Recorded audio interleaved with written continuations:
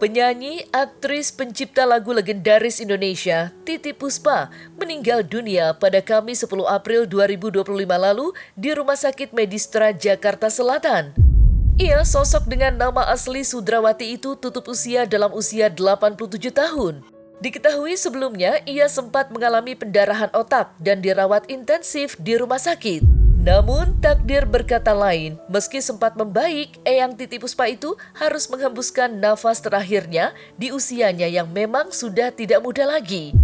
Kepergian Titiek Puspa memang mengejutkan banyak pihak, terlebih ia telah berkarya di dunia hiburan tanah air selama kurang lebih 72 tahun.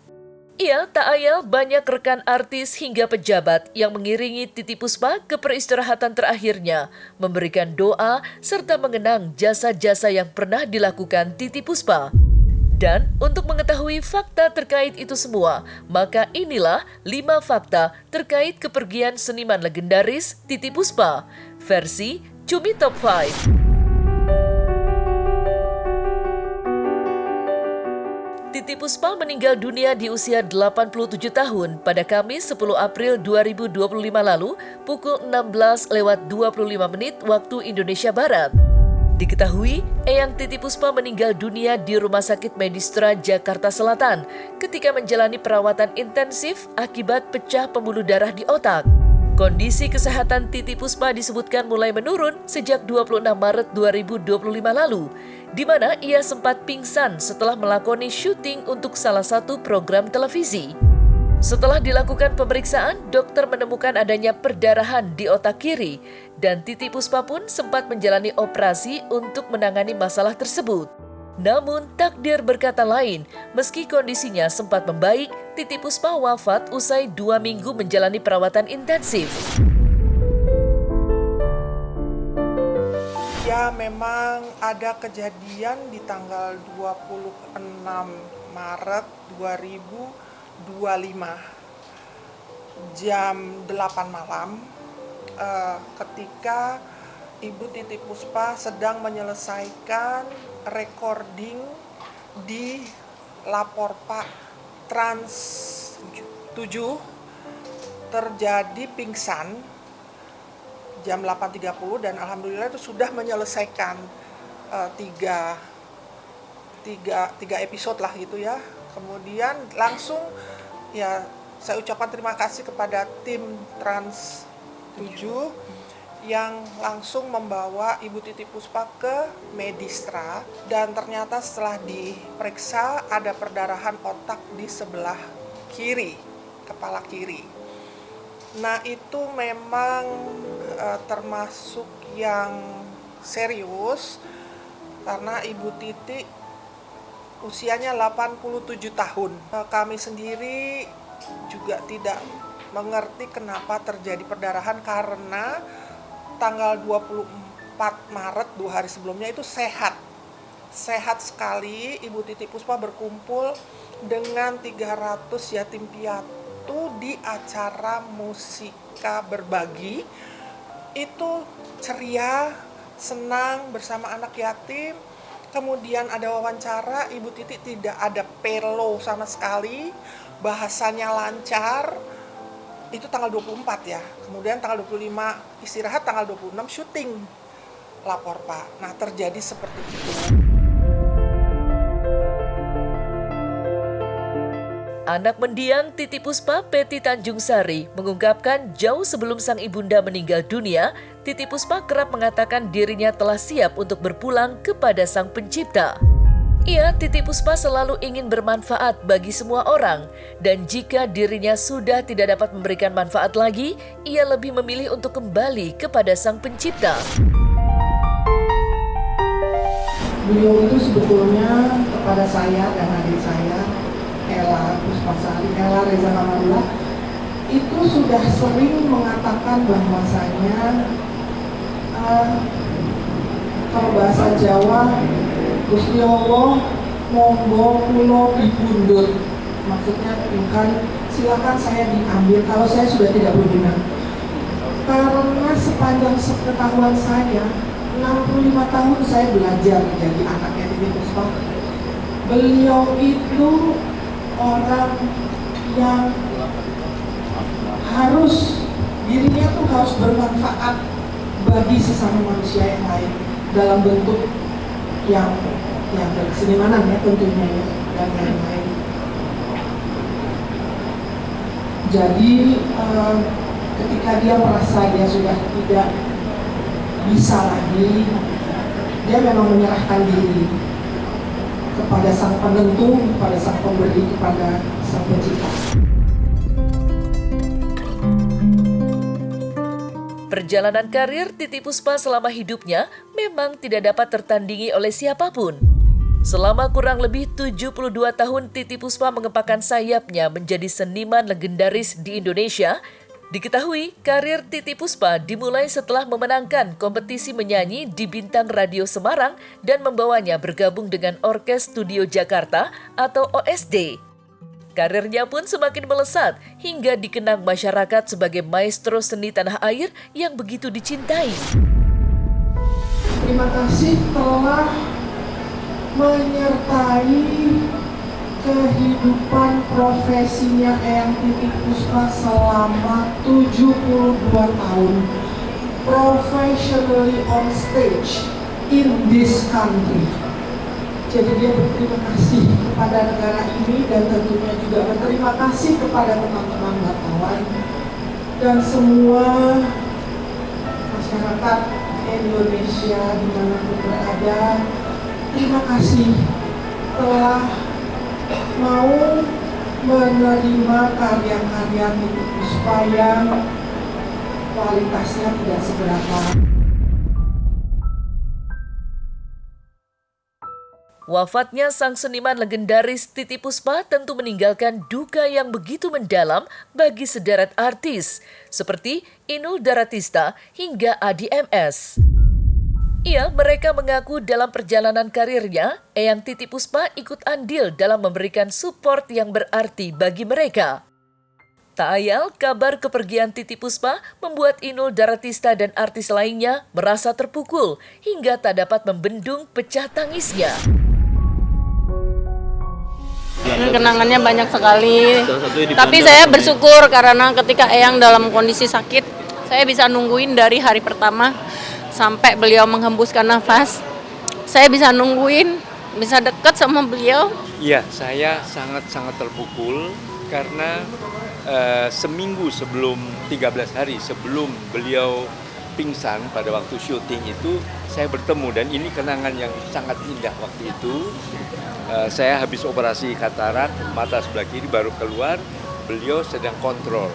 Lalu dan beliau selalu begitu, kalau dengan saya selalu memeluk dan selalu memberi semangat. Dan beliau sebetulnya adalah guru kreativitas saya setelah Pak Kasur. Kreatif di dalam mencipta lagu.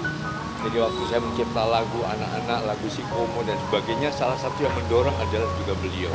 Terus berkarya dan jangan pernah berhenti untuk berkarya. Iya, banyak sekali. Artinya yaitu beliau sahabat banyak orang, beliau rendah hati, beliau kreatif, beliau tetap menjaga kesehatan, baik kesehatan fisik maupun kesehatan mentalnya. Jadi ini yang saya belajar banyak dari beliau.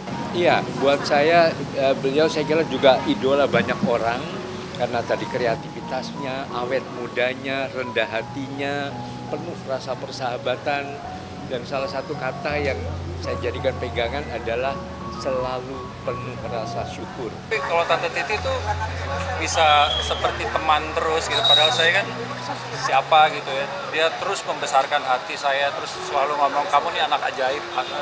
Terus pokoknya saya nggak bakal lupa awal karir seseorang itu kan selain dia harus kerja keras, latihan, belajar, tapi seringkali yang menentukan kan support dari lingkungan ya. Nah, saya nggak bakal lupa support dari Tante Titi yang sebagai senior luar biasa memberikan dukungan moral. Saya senang bisa ketemu banyak rekan, tokoh dari berbagai kalangan yang kita udah bertahun-tahun, mungkin bisa puluhan tahun nggak ketemu. Terus tadi ketemu banyak sekali, ada Ebit GAD, jarang banget saya pernah bikin album Ebit tahun 80-an ya. Nah, tadi ketemu, terus banyak lagi lah yang rekan-rekan yang Tante Titi ya seperti apa ya, menyatukan berbagai generasi, berbagai profesi. Semua kalau lihat Tante Titi itu kayak apa ya, nomor satu lah gitu ya. Yang luar biasa juga di mata saya adalah Tante Titi selalu positif. Eyang Titi adalah seorang pahlawan musik yang saya lihat, yang saya perhatikan betul karya-karyanya. Beliau adalah sebuah keajaiban untuk Indonesia, seorang wanita hebat dengan karya-karyanya yang membuktikan bahwa menunjukkan semua yang dia tulis itu karya-karya yang abadi. Saya mengenal betul Tante Titi, Eyang Titi, semenjak melihat karya-karyanya dari mulai Papiko dari saya waktu kecil, dan saya bersama kakak saya almarhum Elva Surya dalam banyak buat proses orkestra dan sebagainya. Saya melihat dalam tumbuh kembang dan melihat bagaimana jasa besar seorang Eyang Titi Puspa buat Indonesia. Jadi saya pribadi ada kekagetan yang luar biasa, kehilangan pahlawan yang baik buat Indonesia. Yang jelas kami musisi Indonesia, komposer Indonesia, insan musik, insan seni mendoakan agar pahlawan kami mendapatkan surga Allah dan mendapat tempat terindah Tuhan Yang Maha Esa. Dan saya tahu karya-karyanya akan abadi di langit seni Indonesia. Mungkin itu saja teman-teman, saya akan segera ke dalam dulu. Kita doakan bersama Tante Titi mendapat tempat terindah di alam.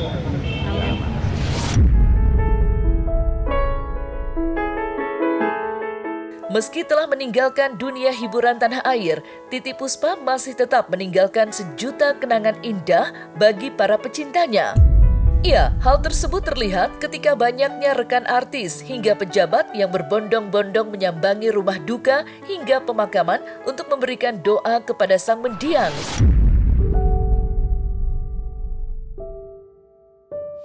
Semua momen indah yang dekat sama Eyang pasti menjadi kenangan yang manis. Satunya pada saat di Belanda itu ya. Ya, jadi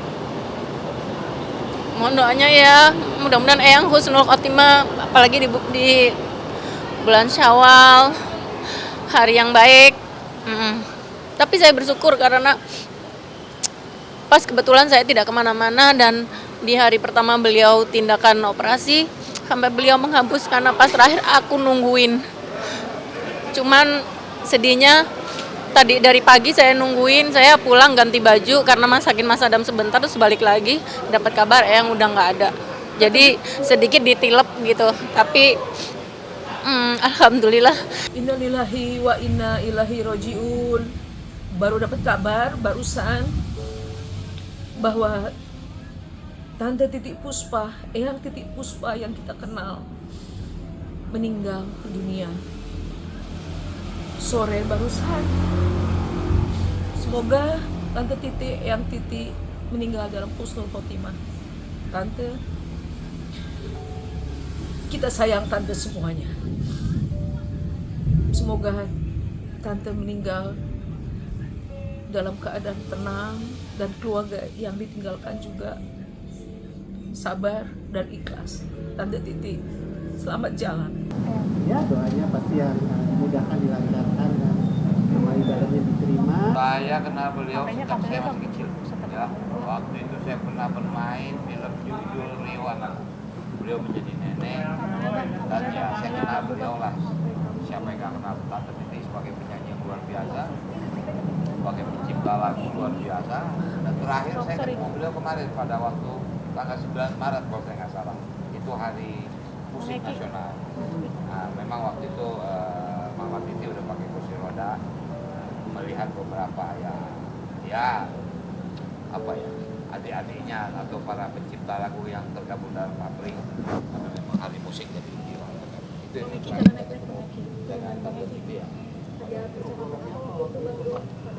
Saya lihat sih waktu normal ya, nggak ya, saya jujur waktu saya dengar beliau masuk rumah sakit, apalagi saya nggak tahu betul atau tidak ada pecah pembuluh. Saya nggak lihat tanda-tanda pada waktu terakhir saya ketemu, walaupun memang beliau sudah di kursi roda waktu itu diatur.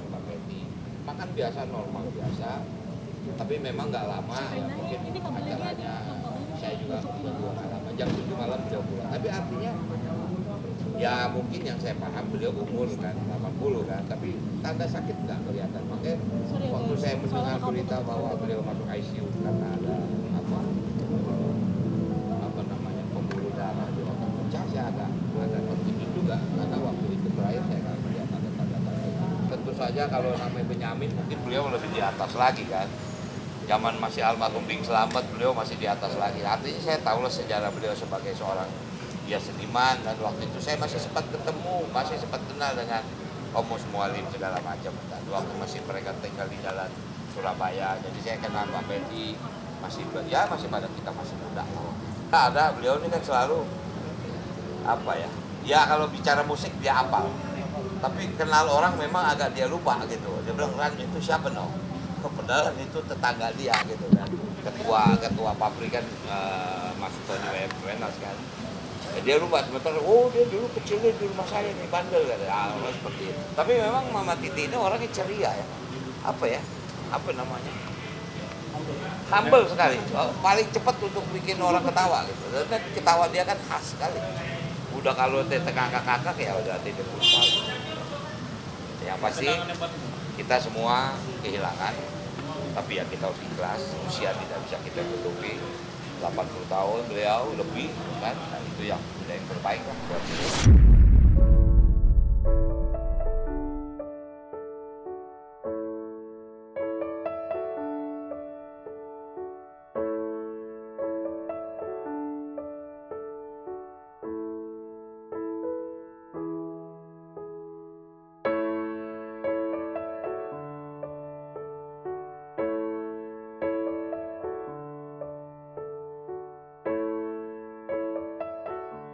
Nah, selesai sudah Cumi Lovers. Jangan lupa untuk like, subscribe, dan juga share channel YouTube Cumi Cumi.